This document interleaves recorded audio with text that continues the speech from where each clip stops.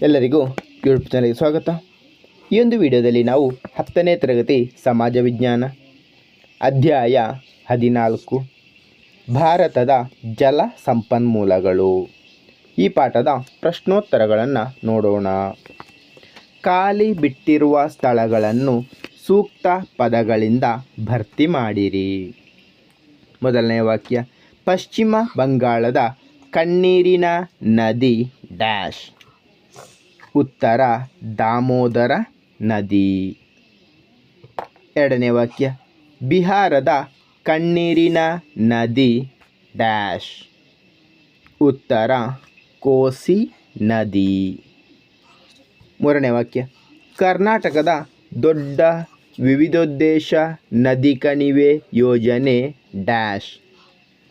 ಉತ್ತರ, ಕೃಷ್ಣ ಮೇಲ್ದಂಡೆ ಯೋಜನೆ.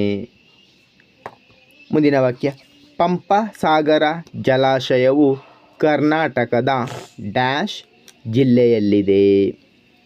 ಉತ್ತರ, ವಿಜಯನಗರ.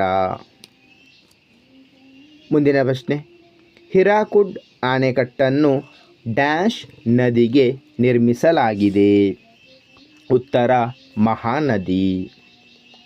ಮುಂದಿನ ಭಾಗ, ಈ ಕೆಳಗಿನ ಪ್ರಶ್ನೆಗಳಿಗೆ ಸಂಕ್ಷಿಪ್ತವಾಗಿ ಉತ್ತರಿಸಿ. ಮೊದಲನೆಯ ಪ್ರಶ್ನೆ, ನೀರಾವರಿ ಎಂದರೇನು? ನೀರಾವರಿಯ ವಿಧಗಳಾವುವು? ಉತ್ತರ, ವ್ಯವಸಾಯದ ಭೂಮಿಗೆ ಕೃತಕವಾಗಿ ಕಾಲುವೆ, ಬಾವಿ ಮತ್ತು ಕೆರೆಗಳಿಂದ ನೀರು ಸರಬರಾಜು ಮಾಡುವುದನ್ನು ನೀರಾವರಿ ಎನ್ನುವರು.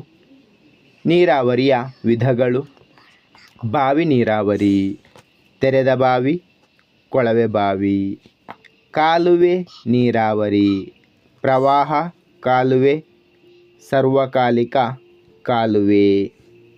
ಕೆರೆ ನೀರಾವರಿ.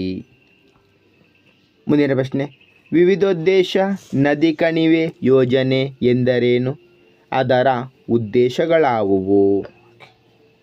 ಉತ್ತರ, ವಿವಿಧ ಉದ್ದೇಶಗಳನ್ನು ಪೂರೈಸುವ ನದಿ ಕಣಿವೆ ಯೋಜನೆಗಳನ್ನು ವಿವಿಧೋದ್ದೇಶ ನದಿ ಕಣಿವೆ ಯೋಜನೆಗಳು ಎನ್ನುವರು.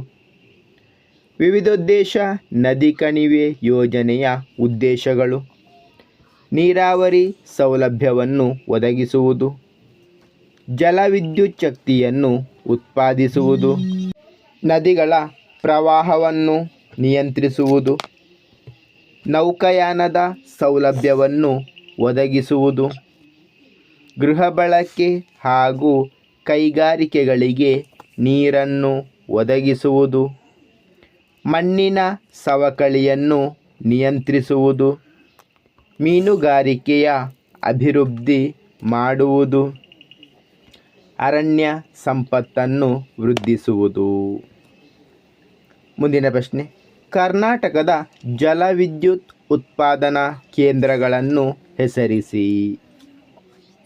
ಉತ್ತರ, ಕರ್ನಾಟಕದ ಜಲವಿದ್ಯುತ್ ಉತ್ಪಾದನಾ ಕೇಂದ್ರಗಳು: ಶಿವನಸಮುದ್ರ, ತುಂಗಭದ್ರಾ, ಜೋಗ, ಭದ್ರಾ, ಆಲಮಟ್ಟಿ, ಕಾಳಿ, ಸೂಪ, ಕದ್ರಾ, ಕೊಡಸಳ್ಳಿ.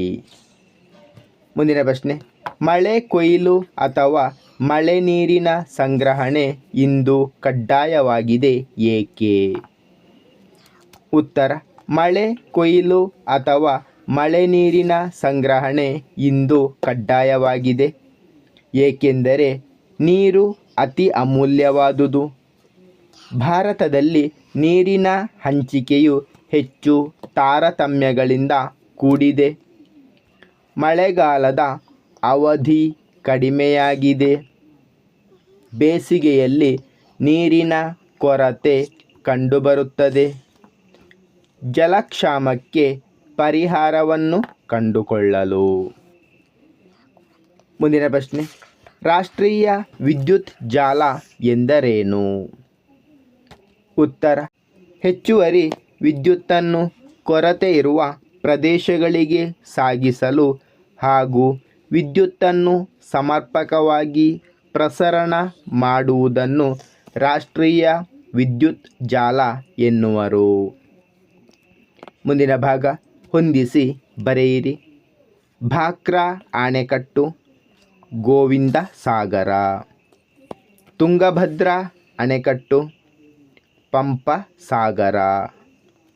ಆಲಮಟ್ಟಿ ಅಣೆಕಟ್ಟು, ಲಾಲ್ ಬಹದ್ದೂರ್ ಶಾಸ್ತ್ರಿ ಸಾಗರ. ನಾರಾಯಣಪುರ ಅಣೆಕಟ್ಟು, ಬಸವ ಸಾಗರ. ಧನ್ಯವಾದಗಳು. ಇಷ್ಟವಾದರೆ ಲೈಕ್ ಮಾಡಿ, ಶೇರ್ ಮಾಡಿ. ಹೆಚ್ಚಿನ ವಿಡಿಯೋಗಳಿಗಾಗಿ ಚಾನಲನ್ನು ಉಚಿತವಾಗಿ ಸಬ್ಸ್ಕ್ರೈಬ್ ಮಾಡಿ.